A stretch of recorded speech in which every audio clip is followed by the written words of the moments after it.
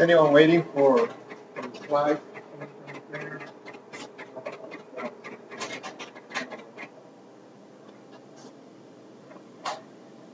If you're having trouble printing the slides from this lab, let me know so I can talk to our technician who can figure it out.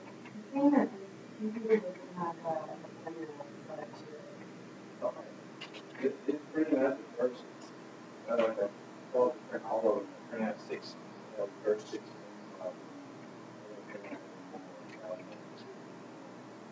Okay. So I'll talk to him and then I'll let you know. Maybe we will have to use a different computer lab to get those done. Okay, so good morning. Let's figure out. So we are eight. So we are all here today. Good. So the agenda for today is basically complete the lecture that we started on Thursday. And on Thursday we covered the topics on matrices and vectors, matrices and systems with linear equations. And the last part was about discussing the Gauss-Jordan method for solving systems of linear equations. Any questions? Okay, so I saw the lab you were working on last Thursday. Most of you got it right. Only one team was not able to complete it right. So if you don't understand, if you want to see your solution, we can discuss it after that. Okay, so the topics for today, we're going to go over linear independence, the inverse of the matrix, and determinants. And again, this is a review of linear algebra. Then after we finish these three topics, we're gonna transition to the new material, which are the slides that I sent you yesterday, which are related to how to formulate a linear programming model and also how to find a solution using the graphical method. Okay, so let's get started. So we're gonna start with the linear independence and dependence. So again, we're referring back to the vectors. So I'm using some vector notation here. We have a set that is in capital letter. And we have this, what it's saying is that we have a set of different vectors. And these are row vectors, all having the same dimension. So in this set, we have k vectors. Okay? So a linear combination of the vectors in this set is any vector of the form C1 times B1 plus C times B2 plus C k times BK. So there should be a BK here.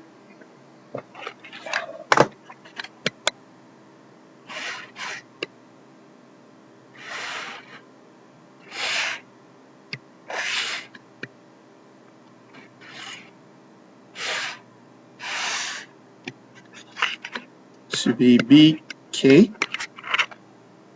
And we know that those C's are arbitrary scalars, so these are basically numbers, integer numbers that we're going to multiply to those vectors.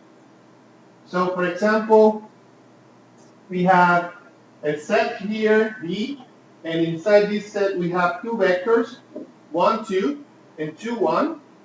And using these vectors, we can multiply the first one times 2 and subtract the second one.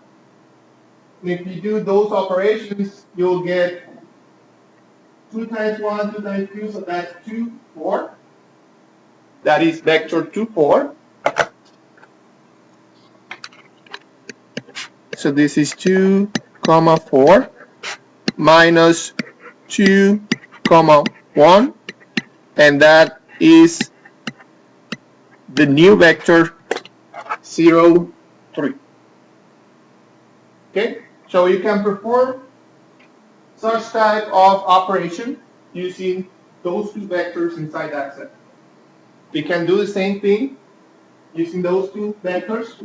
We can add them. So in that case, we are basically doing the same thing. We are taking vector 1, 2, plus this vector times 3, and that vector is 7, 5. Any questions?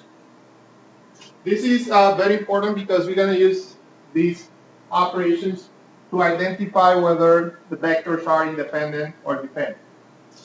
Okay, so that's what we're going to explain later. But for now, this is the type of operation that you can perform for those vectors inside that set.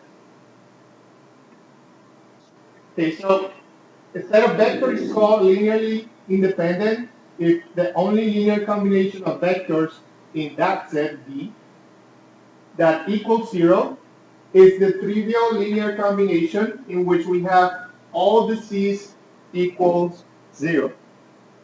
So it's the only linear combination that you can find that equals 0 for those vectors is the one that in which all the C values are 0. That means that those vectors are linearly independent. Okay? Set of vectors is called linearly dependent if there's a non-trivial linear combination of vectors in V that add up to 0. So let me show you that with an example. So in this example, we have this set of vectors. We have vector 1, 2, and vector 2, 4. It's a linearly dependent set of vectors. So we're going to show that. The way to show that is, since let's say we multiply the first vector times 2. So if we multiply this first vector, 1, 2, and then subtract that from this vector, then we will find vector 0, 0.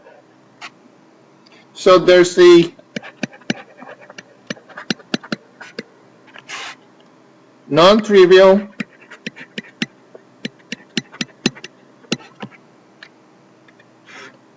linear combination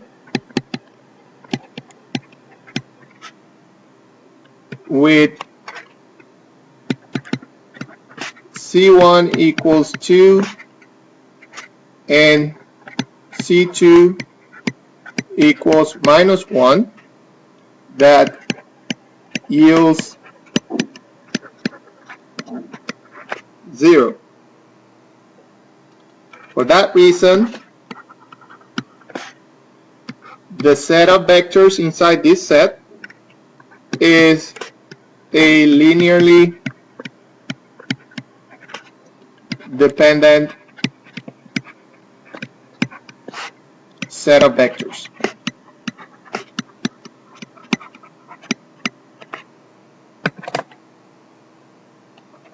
Okay, so since we are able to find a linear combination that is different than 0, we're using 2 and 1, and that combination equals this vector 0, 0, then those two vectors are linearly dependent.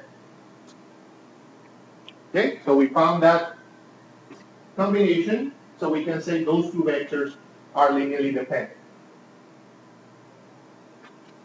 Okay, so what does it mean for a set of vectors to be linearly dependent? So if a set of vectors in V are linearly dependent, the vectors in V are in some way not all different vectors. The direction specified by any vector in V cannot be expressed by adding together multiples of the other vectors in V. For example, and I'm going to show you that with this graph, in 2 dimensions, 2 linearly dependent vectors lie on the same line. So if we have 2 vectors that are dependent, this is what you're going to find out. Here we have vector 1, 1 and vector 2, 2. Since there are linearly dependent vectors, you'll see that those 2 vectors lie on the same line. In the other hand, if you have linearly independent vectors, you'll see those directions for those vectors are different. And that is very important for some of the things that we're going to be discussing in this class. So for now, just understand what the difference is. So you have linearly dependent vectors. That means that those vectors are pointing on the same direction. So they are not different. Maybe the size is different, but they are basically the same. If you have linearly independent, then that means that those two vectors are pointing on different directions. Any questions? Okay. Now let's discuss what is the rank of a matrix. Okay, so let A be any n times n, and we remember what n means, right? M is the number of rows in a matrix, and n is the number of columns. So m can be any number, and n can be any number, but that will denote the size of the matrix. And denote the rows of A by R1, R2, up to Rn. So if m equals 5, then that means that we have a matrix with 5 rows. And we have a set to define those rows. Then the rank of A, which is the matrix, is the number of vectors in the largest independent subset of R. Okay? So we define the rank as the number of vectors in the largest independent subset of R. That means that we're going to look at the matrix, and we're going to see that each row of the matrix represents a vector. From those rows, we're going to find out which of those rows, of those vectors, are independent, and that is what's going to give us the rank of the matrix. Okay? So how to find the rank of a matrix? You're going to apply the Gauss-Jordan method, and that's what we did last Thursday, to find A prime coming from A. A prime is going to be our result after applying the Gauss-Jordan method. And we can use that result, that A prime, to show that the rank of A prime is the rank of the original matrix. So the rank of A prime is the number of non-zero rows in A prime. So again, going back to what we discussed last Thursday, we saw that sometimes when you apply the Gauss-Jordan method, you have a line that is all zeros.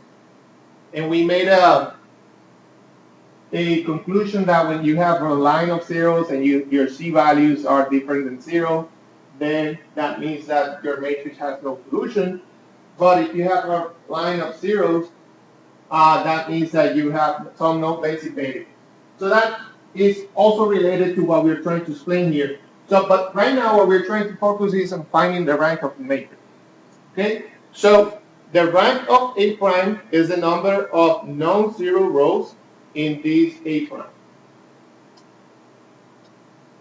So maybe it's a little bit easier to see with an example. So let's define this set of vectors. We have 3 vectors here, 1, 0, 0, 0, 1, 0, and 1, 1, 0. So we can use those 3 vectors to form this matrix A. So from there we see that we almost have that matrix 1, 1, 1, but there's something missing here. We need to change this to 0 and trying to find out if we can change this to 1. So we can apply the Gauss-Jordan method to that original matrix. So the first operation that you're going to do is to change this number 1 to 0. So what you do is multiply the first row times minus 1 and add that to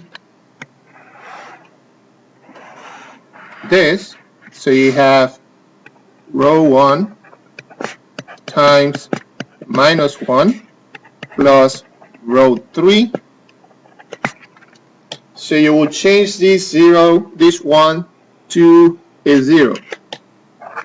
But what happened? There's no way that you can get that identity matrix because there's no way that you can make this 0 a 1. So that's our final result. We have our A prime matrix. Now, using this result, we can see that coming from this slide,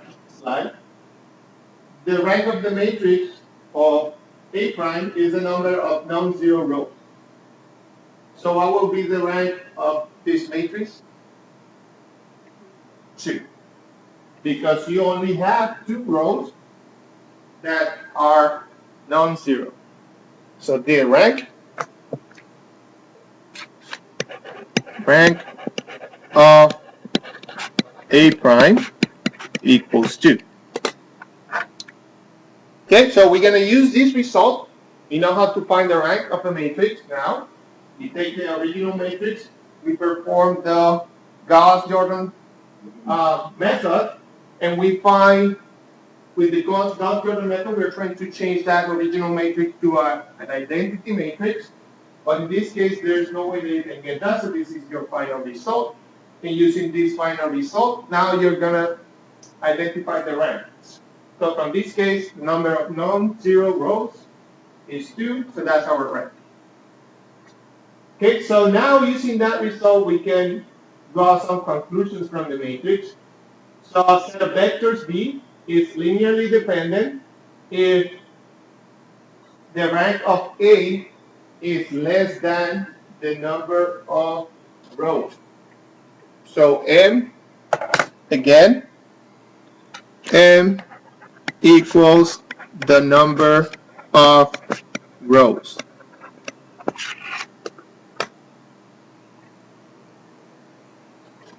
So, using the same example, this is our original matrix, this is our final result, we can conclude that this matrix is, or these vectors that were listed originally, or the matrix, these vectors are dependent or independent. So, set of vectors is linearly dependent if the rank of A is less than the number of rows. So, in this case, we have the rank, we know is 2. 2 is less than 3, right? So, our conclusion is that these vectors are linearly dependent. Correct. So let me write that down. So since the rank of A prime equals 2, and this is which is less than 3, the set of vectors in V are linearly dependent.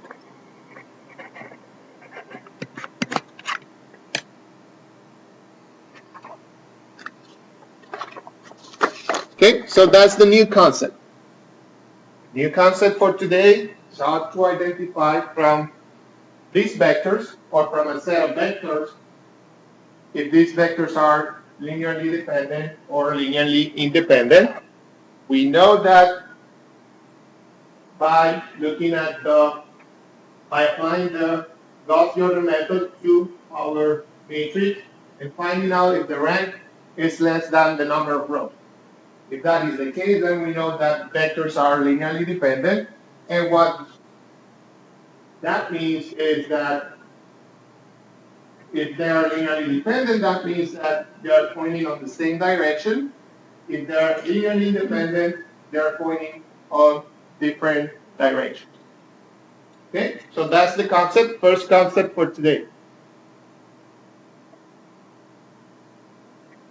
Okay, so now let's talk about the inverse of a matrix.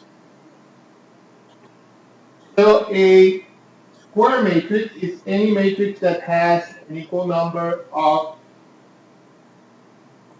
rows and columns. Okay, so square matrix, same number of rows, same number of columns. The diagonal elements of a square matrix are those elements aij, such that I equals j. So if I equals 1, j equals 1, then we know that we have those diagonal elements. So I equals 1, I equals 2, and I equals 3, j equals 1, j equals 2. So those diagonal elements are the ones that have I equals j, so are these three elements.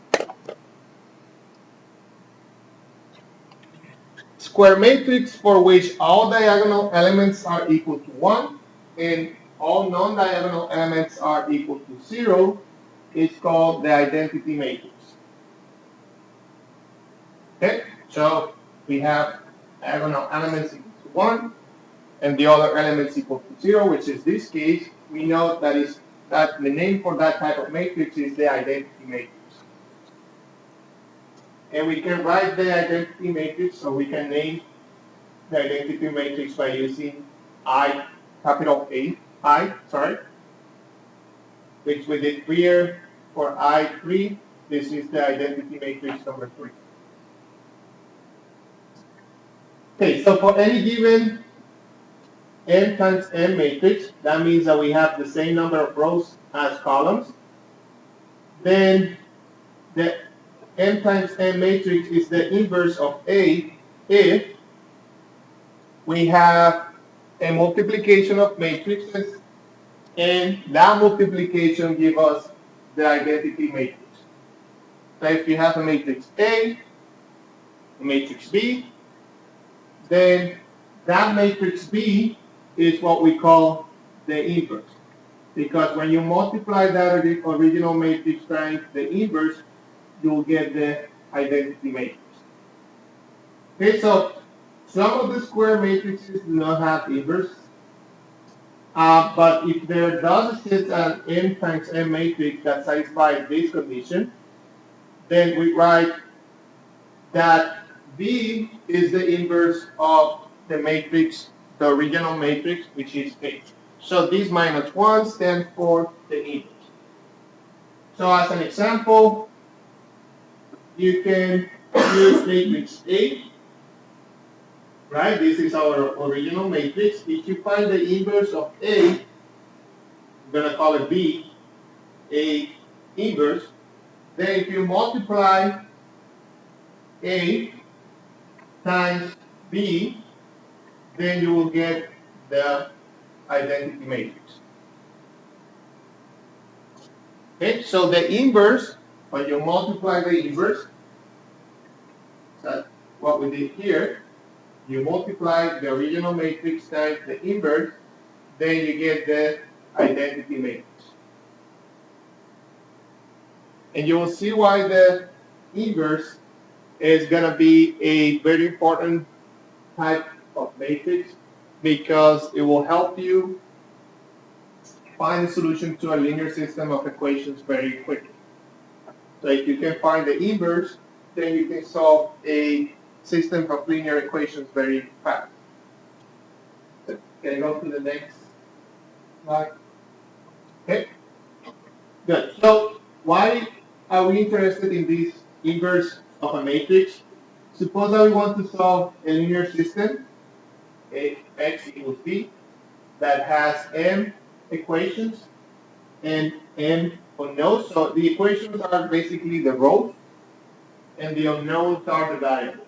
So if we have x1, x2, x3, those are our unknowns. Suppose that the inverse exists. So the result of multiplying both sides of the equation by A, or the inverse of the matrix A. So let's start by having the original system, AX equals B. and this can be any type of system. So like this could be x1 plus x2 equals 3, 2x1 plus 3x2 equals 6. So that's the type of, this is what this notation stands for. Okay, so a system of linear equations. So if we multiply both sides of these matrices times the inverse, which is what we're trying to do here, then what will happen is the following. We're going to have the identity matrix on this side, and then we're going to have the inverse times that B vector. Which means that we can find the values of x by just multiplying the inverse of the matrix times the values of the right-hand side of these linear system equation. Okay, so if you are able to find this inverse, then you can find the values of x very fast. And that's the importance of that inverse matrix. Okay, this shows that knowing the inverse enables us to find the unique solution to a square linear system of equations. So the Gauss-Jordan method might be used to find the A inverse, or to show that that inverse does not exist.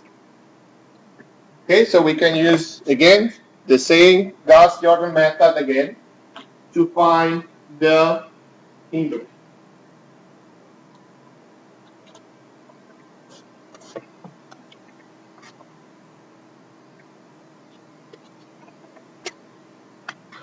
Okay, so let me show you an example how to find the inverse by hand. I know that your calculators are able to do this, but you should know how to solve this type of problems by hand. Specifically for if you're thinking about taking the fundamental engineering exam, I think there are by now they're not allowing you to use the programming calculators. So if they ask you to solve this type of problem, then you might need to solve it by hand. So this is why this is very important. So let's say you want to apply the Gauss-Jordan method to this matrix because you want to find the inverse. So this is your original matrix. So what you do is you create the augmented matrix by using the original matrix and the inverse. So you have both matrices, one on one side and the inverse, well, the identity, sorry, on the other side. And then you want to start applying this Gauss-Jordan method to these matrices. So we're going to start by looking at this side. So what we're going to look for is we're going to change this to the identity matrix. But we're going to perform the operations on this side and also in this side. So you're going to start by trying to change this to 1. So what do? To change that to 1, you multiply times 1/2. Okay, so let me say that again. So this is what we're trying to do. This is our original matrix A. Okay? We want to find the inverse for that matrix. In order to find the inverse, you can apply the Gauss-Jordan method. Gauss-Jordan method, what it does is basically finds the identity matrix for this original matrix.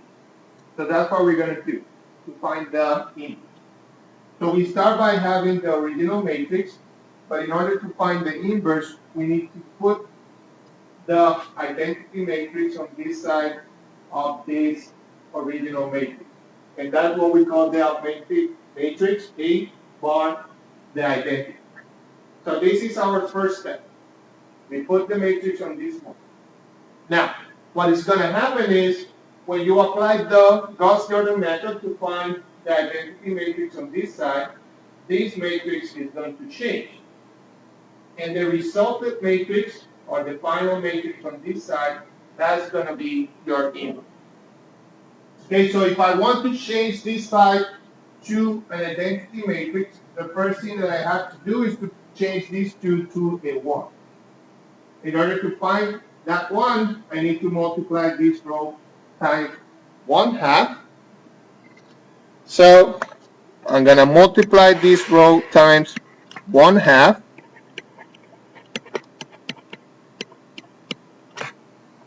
And then by doing that, I'll get this 1, 5/2, 1/2, and 0. Any questions? Don't be afraid of asking questions. Any questions? Okay, now I have the 1 I was looking for. Now I need to change that to a 0. So what do?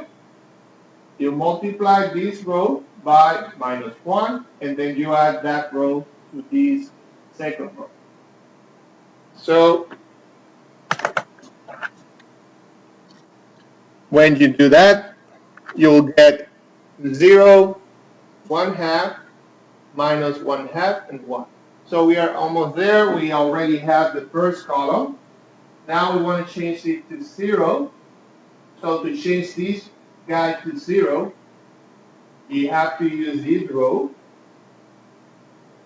right? Or let's start by changing this 1/2 to 1.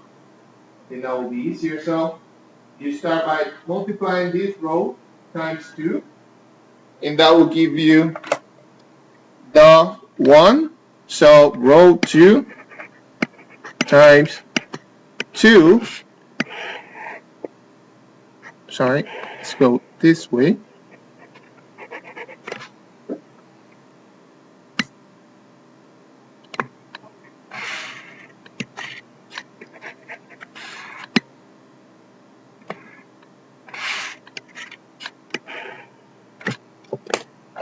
So that will give you that 1.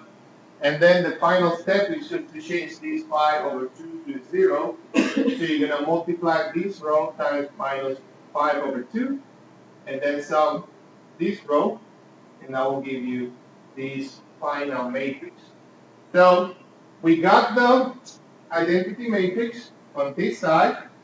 Then we have a new matrix on this side.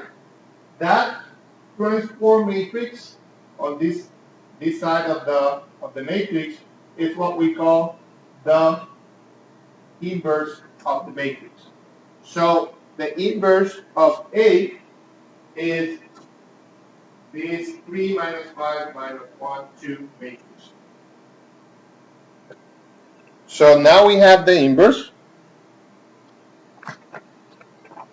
And that's how you find the inverse of a matrix. Now, consider this case. There will be some cases in which you have a matrix and you cannot find the inverse, and this is one of those cases. So consider matrix A, which is this one, and if you apply the Gauss-Jordan method, what you do is the following: just multiply this -2, right? And then you add it to this one. So when you do that, you will get 1, 0.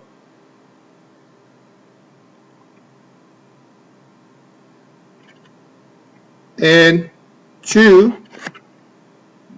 0. So what happened? Now you get a row of zeros. So there's no way that you can change this to a 1. So that means that you don't have an inverse for that matrix. Okay? So a matrix A does not have a solution since the bottom row of A prime has 0. This can only happen if the rank of A is less than 2, which is this case. And if an m times n matrix has a rank less than n, then the rank, the inverse of the matrix will not exist.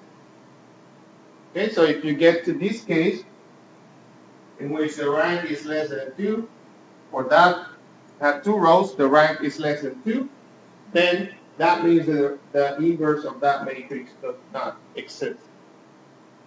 So it has to be. Yes, correct.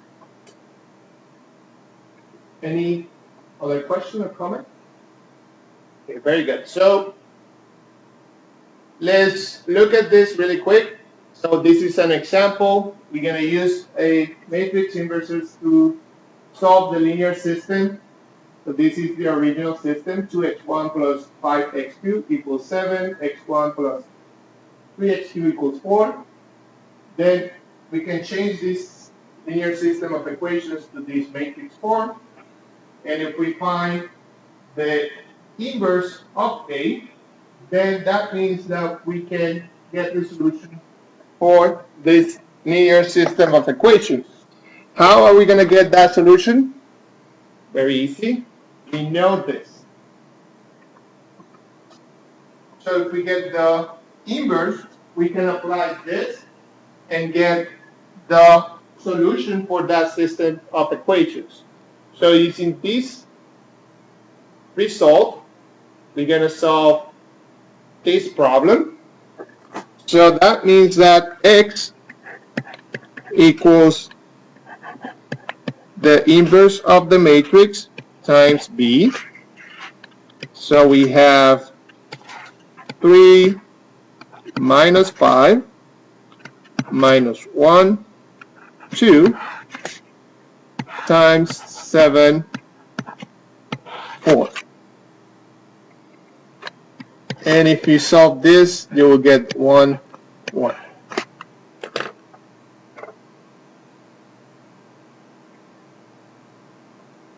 Okay, very easy. So if you are able to get the inverse, then you can solve this system of linear equations by using this expression. So if in the exam I give you a set of linear equations like this one, and I present you with the, or provide you with the inverse, then you don't have to do anything difficult. You just go plug in the inverse and find the solution for the x. Okay, so that will save you some time, and that's what I will expect, because I will expect you to know the expression. Any questions? Okay, so thus x1 equals 1 and x2 equals 1. So that's the unique solution of the system.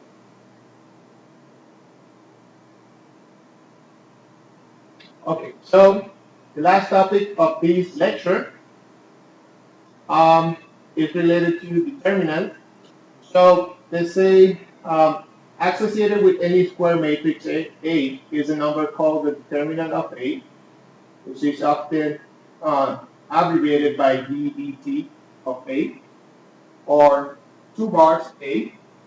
And if you have a matrix like this one, in which you have 4 elements, you can find the determinant. So for a 1 times 1 matrix, the determinant will be just that number, that single element.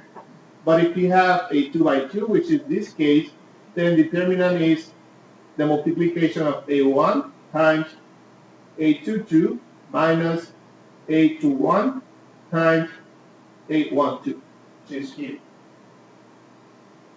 So the determinant for this small matrix here, or 4-element matrix here, is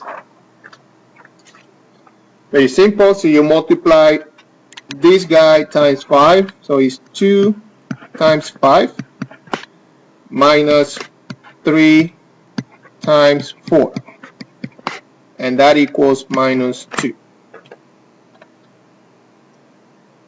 Okay, so again, determinant of a 2 by 2 is given by this expression, and that's what we did here.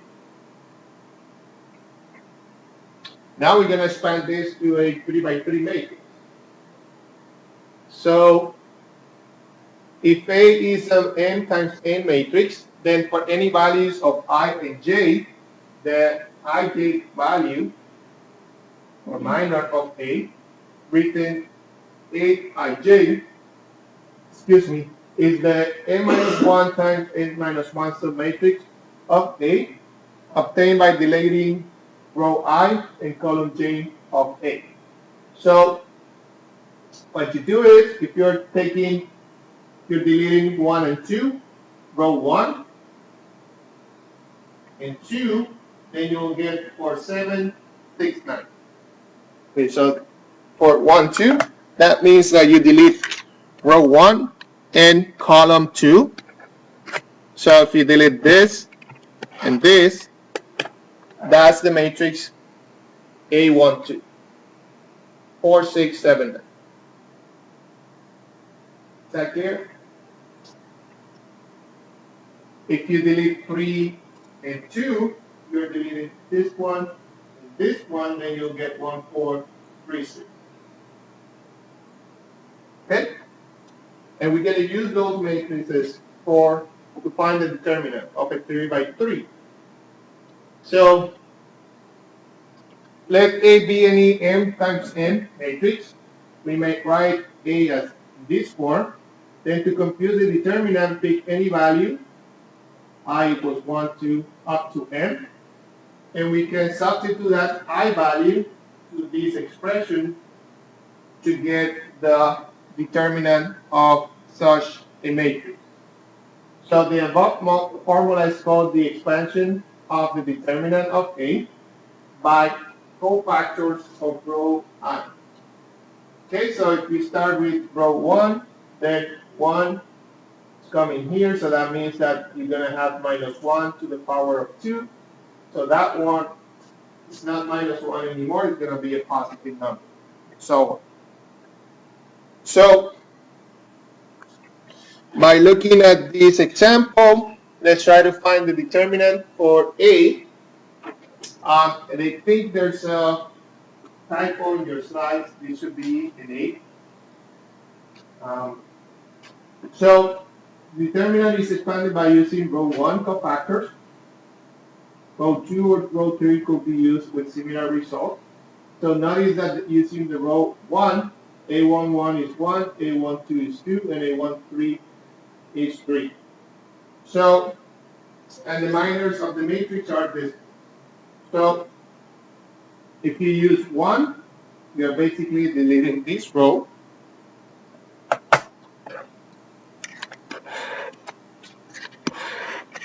So for 1, 1, we have 5, 6, 8, 9.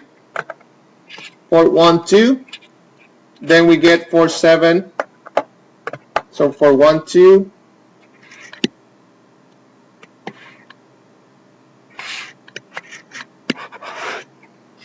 we have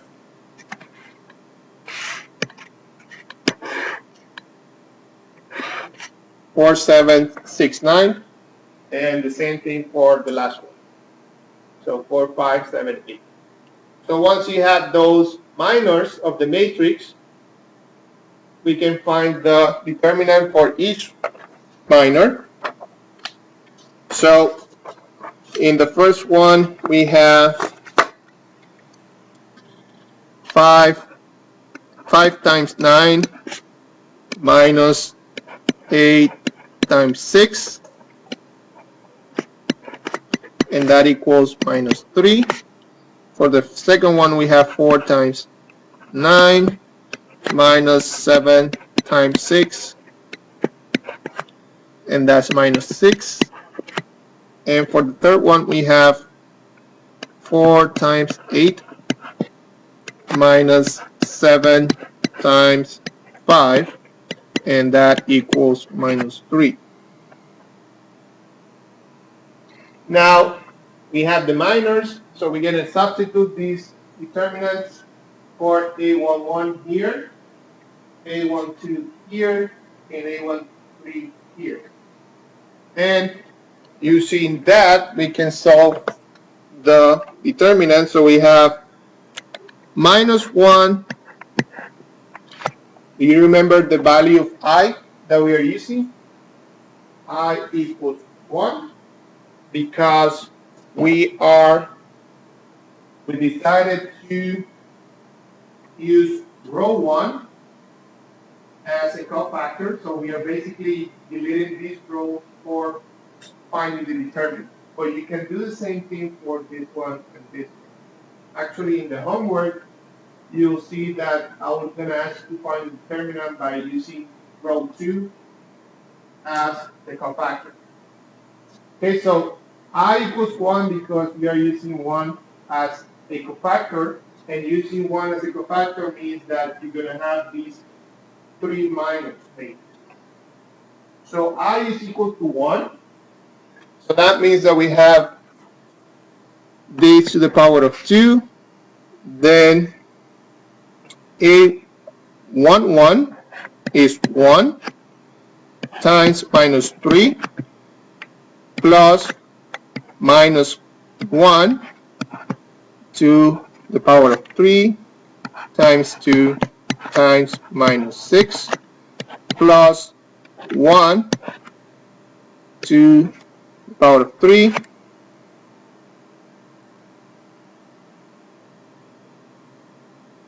times 3 times minus 3.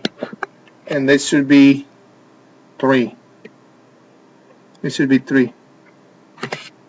So this is 4. And that will be equal to 0.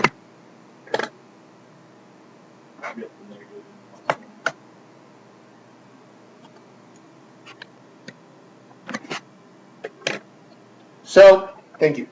So, this is how you find the determinant. So when you find this equals 0, makes sense since the set of row vectors forming A are clearly linearly dependent.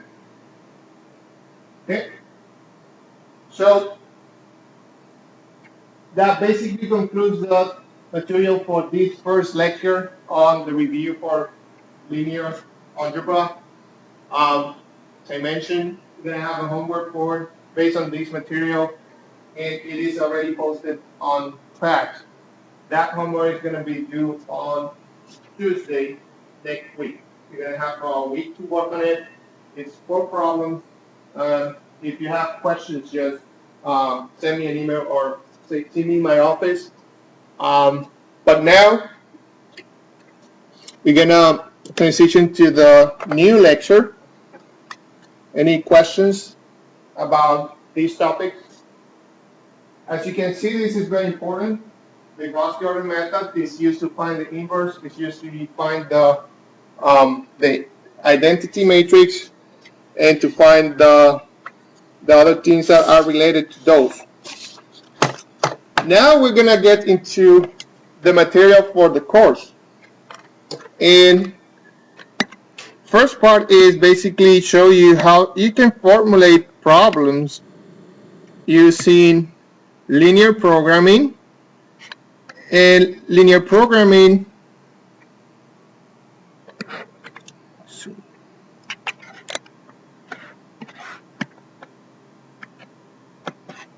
okay, so linear programming is one of the tools within operation research. So again, that lose the perspective. Here we are to learn operation research, but we're going to start with linear programming. Okay, linear programming basically allows you to formulate mathematically some problems and also allow you to use some of those mathematical properties to find solutions to those models.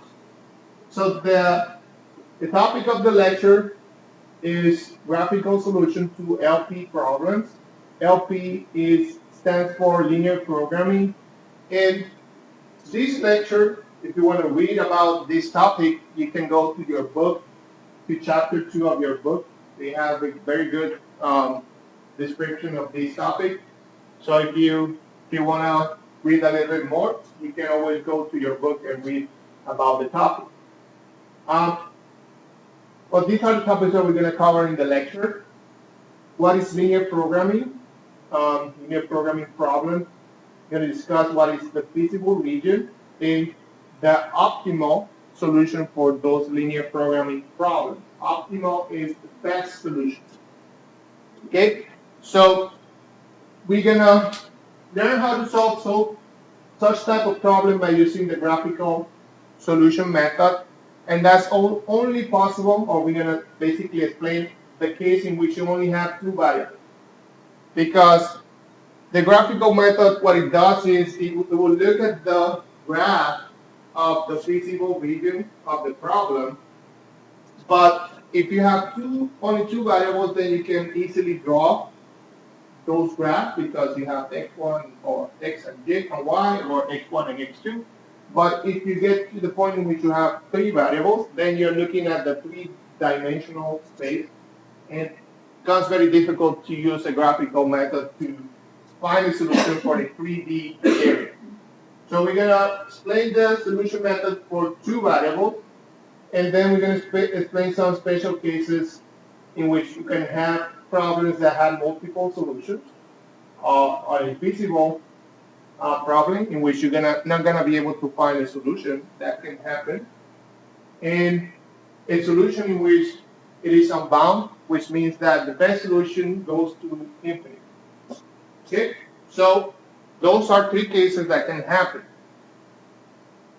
So the learning objectives, we want to describe the general characteristics shared by all linear programming problems, and we want to learn how to solve those problems using the graphical method. Okay, so let's start by describing what is linear programming. And for that, I have a nice example here. This is a production planning type of problem, and I think I forgot to change one number here. This should be a 10.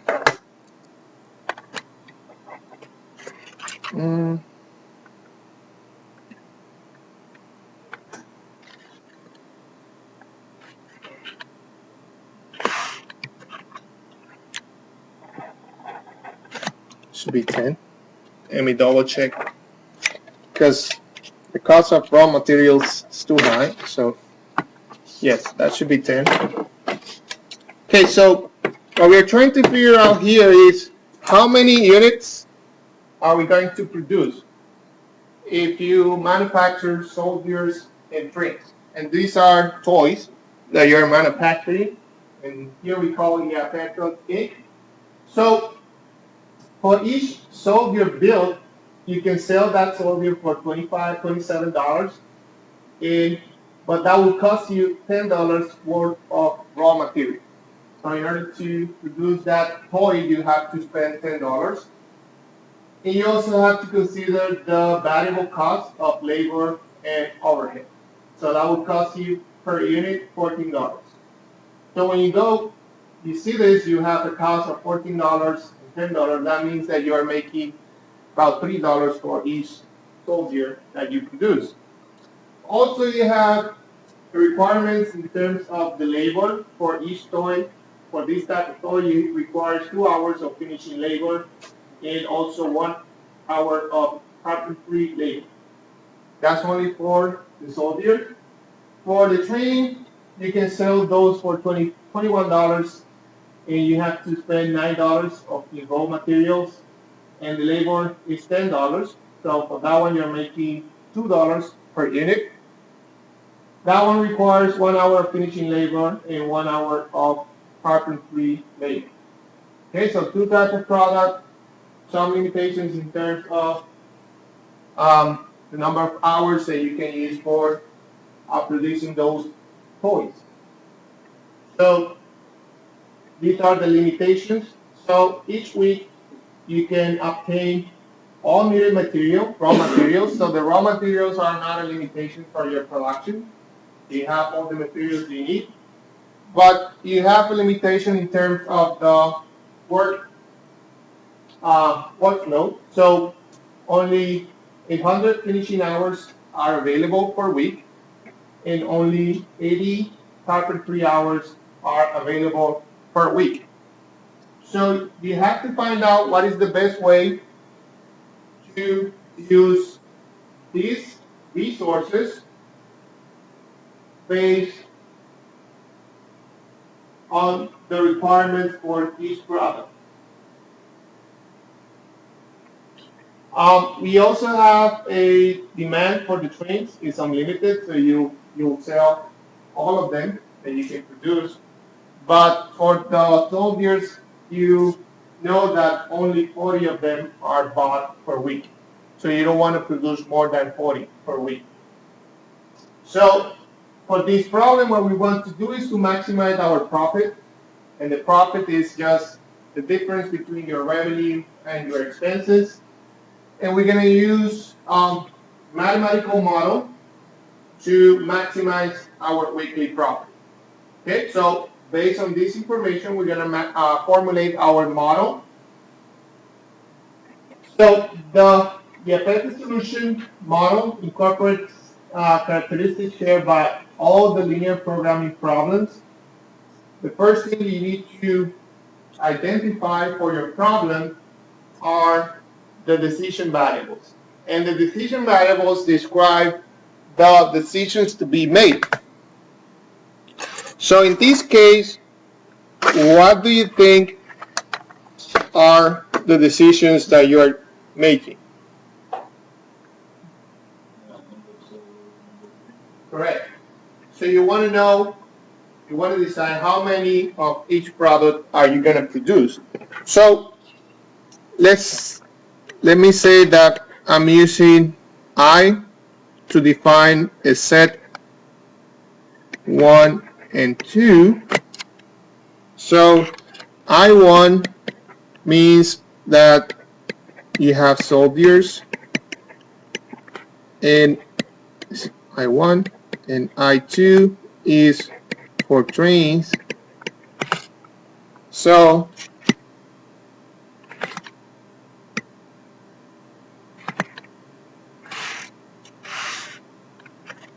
let me define X1 as the number of soldiers produced each week. And X2 is the number of trains produced each week. Okay, so we have our two decisions.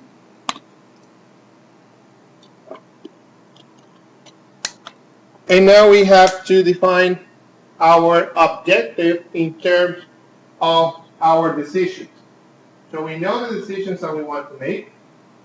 So now we have to define what is our objective. That's what we call our objective function. So in any linear programming model, the decision maker wants to maximize something. Usually want to maximize our revenue or minimize something. Most of the time you're trying to minimize the cost. So some function, and these are functions of decision value. So this function to maximize or minimize is called the objective function. Okay, so first thing, you need to identify your decisions. What are you trying to achieve? What are the decisions that you need to make? And using those decisions, then you can identify your objective, which is usually stated in terms of maximizing something or minimizing something. You maximize usually you are maximizing your revenue, so you have a cost component and also a revenue component in terms, or a profit component. In terms of minimizing, if you don't have any profit component, usually what you're trying to do is to minimize your cost. Okay, so the objective function, so we can express the profit in terms of the decision variables, x1 and x2. So for this particular problem, it's very easy to define the profit. So you know what will be your revenue, you know what will be the cost of your raw materials, and you also know the cost for your variable cost. So using this, we can define each component. So the weekly revenue, you know that you can make $27 for the soldiers, and you can make $21 for the trains. So that will be your revenue. You get, if you produce 10 soldiers, that you know that you're going to make 270 for those soldiers. We can also define the raw materials in terms of those units. So for the raw materials, we know that the soldier costs you $10 and the trains cost you $9. And you have the variable cost for each type of toy. So those are the components for your weekly profit.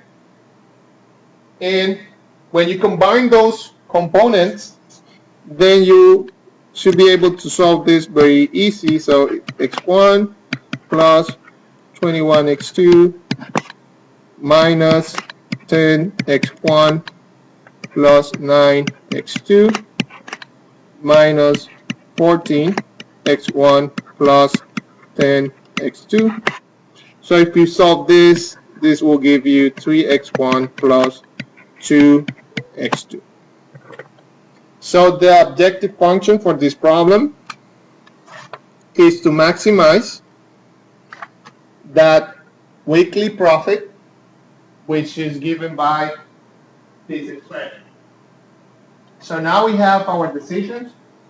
We know how to find our profit, and we want to maximize that profit. Okay, so we have two of the components for this model. So the objective is to choose x1 and x2 to maximize this profit. We use the variable c to denote the objective function value of any linear program. Okay, so when you see the z value, you know that we are referring to the objective function. So the objective function can be written in this way. Maximize z when z equals 3x1 plus 2x2. Maximize will be abbreviated by MAX, and minimize will be abbreviated by using NIN. And that's general notation for operational research, so that's why I'm stating those here. So you can see this, max z equals this, and you know that you're referring to a linear programming model that you're trying to maximize that function.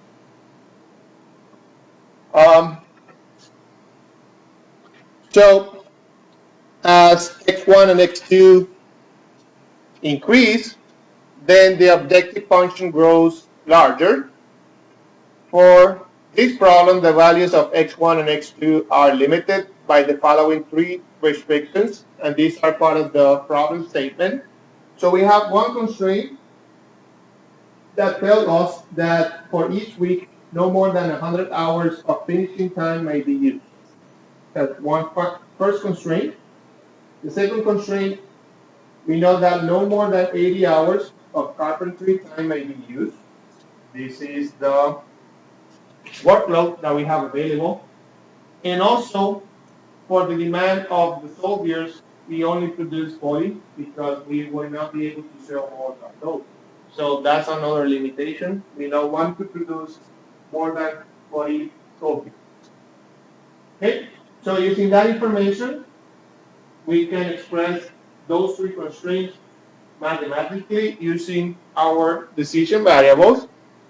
So the first one, you know how many hours of finishing time you require for the soldiers, so that's x1, 2x1, plus you only require 1 hour for the trains, so this is x2, and that expression has to be something than 100.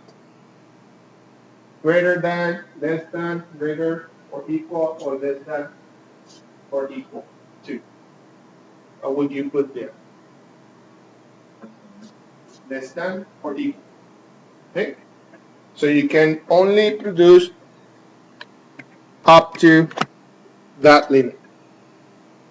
Same thing for the next one. So for that one, you know that x1 requires 1 hour and x2 requires 2 hours, and that has to be less than or equal to 80. Now for the last one, you don't want to produce more than 40 soldiers, so your x1 has to be less than or equal to 4.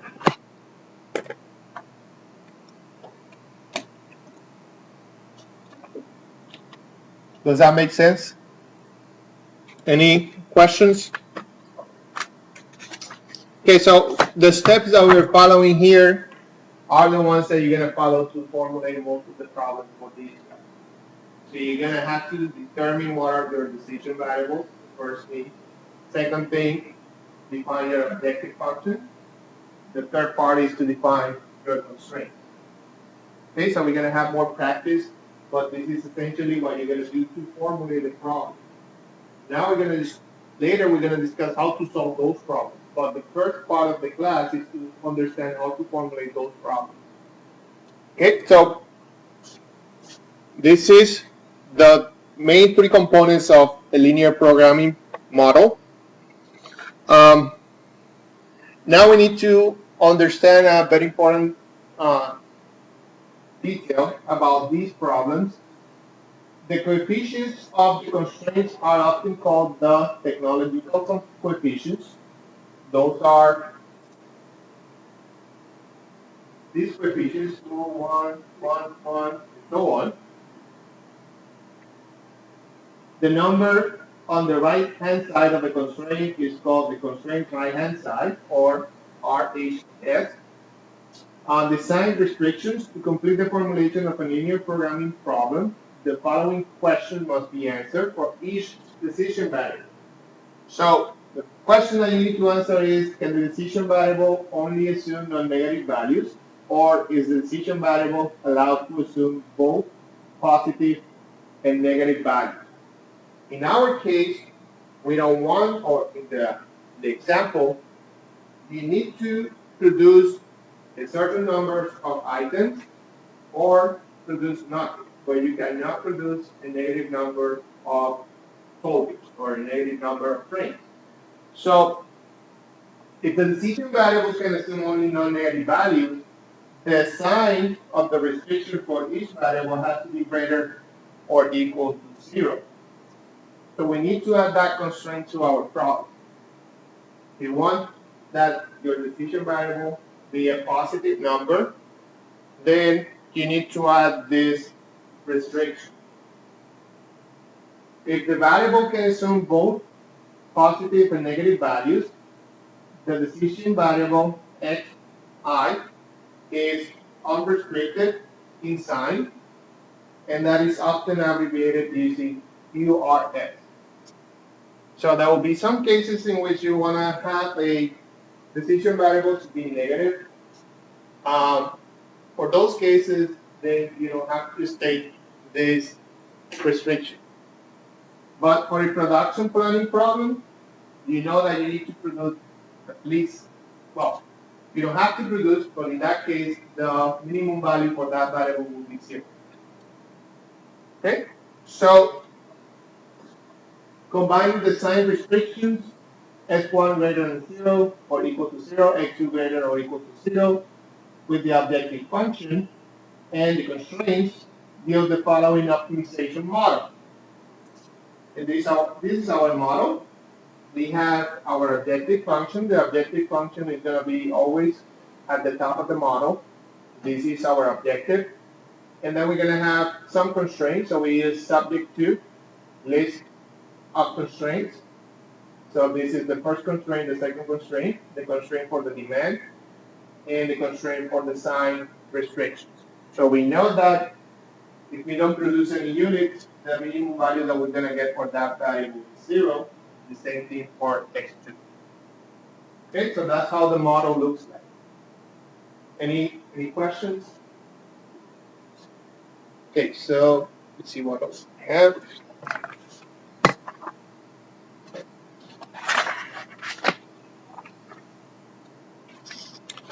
Yeah, let me talk a little bit about the concept of a linear function. so linear function and linear inequality. A linear function is a function on this side of x1 up to xn. If for some set of constraints, we have this type of linear equation. And I'm going to explain this easier. So this example, in which you have 2x1 plus x2, is a linear function. Any idea why that's a linear function? Because all the x are raised to the power of 1. When you start seeing this type of problem, in which you have x1 raised to the power of 2, that becomes a nonlinear type of function, because your functions are not a line anymore. If you have x squared, you know that you're going to have a parabola, right? So that's not a linear function anymore. This is a nonlinear function. The type of functions that we're going to be dealing with in this class are linear functions. So that's why the type of model that you're going to be seeing are called linear programs. For any linear function, any number b, the inequalities f of x and f of x greater than b are linear inequalities. So if for any reason, say in the assignments, the exams, or in class, you're asked to solve a problem in class, if you end up having a multiplication of variables, something's wrong, because that's a nonlinear function. Okay, so that means that you're doing something wrong. In this class, we're going to be focusing only on linear functions. Okay? So a linear programming problem, LP, is an optimization problem for which we do the following things. Tend to maximize or minimize a linear function, called the objective function of the decision variables. The values of the decision variables must satisfy a set of constraints. Each constraint must be linear equation or inequality, and a sign restriction is associated with each variable. So for each variable, the sign restriction specifies if the variable will be non-negative or unrestricted in sign.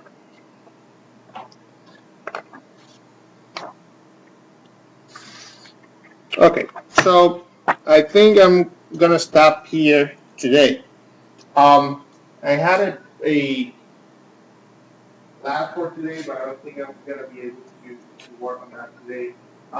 But for next time, if you want to review the example that we went through, how to formulate the objective function, how to formulate the constraints, and so on, we're going to have a similar example for you to work in groups, in class. So to see if you, this model construction type of problem, the only way that you're gonna get good and formulating these problems is with practice. So I want to give you some practice so you can start seeing what are your difficulties and so on when you're modeling these type of problems. So next time we're gonna continue with the lecture, but I'm also gonna give you that class. So just want you to give you an idea. So if you can review that, that would be good. And also the homework is already online, so you can start looking at the homework and again it's due next week. I'll be in my office this afternoon.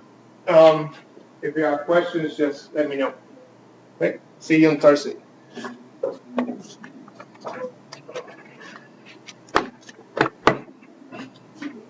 Thank you.